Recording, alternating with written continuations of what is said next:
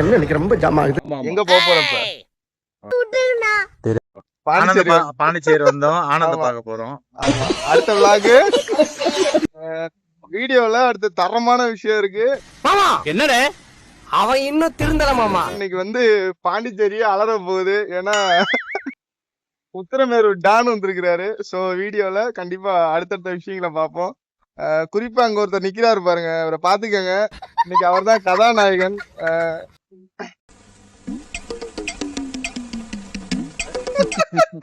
சிரிப்பு கலுக்குன்ட்டு. Hi, hello, good morning. போங்கடா போய் வேலையில பாருங்கடா. டிபார்ட்மெண்ட் மேல பூரா கோவமா இருக்கு. ஆமா, டுடே வந்து எங்க அப்படின்னா பாண்டிச்சேரியில வந்து ஒரு அற்புதமான ஒரு வியூ. காலையிலேயே தம்பிதான் தூங்கி எந்திரிச்சு அரே அப்பா நைட்டு தங்கி இருந்த ரிசார்ட்ல வந்து சில விஷயங்கள் பார்க்கறதுக்கு நல்லா இருக்கு. நல்லா இருக்கு ரூமை தனியா காட்டுறேன். லேக் வியூ பாயிண்ட் அப்படின்னு சொல்லி இந்த ரூம் நம்ம கார் அங்க நிக்குது.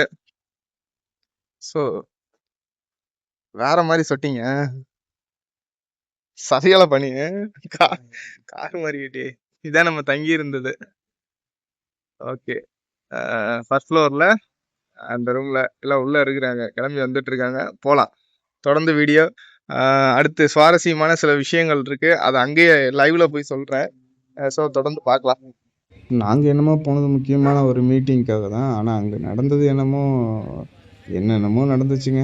அப்புறமா காலையில் தூங்கி எழுந்திரிச்சு பாண்டிச்சேரியில் சரி ஒரு ரவுண்ட்ஸ் உள்ளே போகலாம் அப்படின்னு சொல்லி கிளம்பலான்னு பார்த்தா வண்டி செம்ம பனி பாண்டிச்சேரியில்.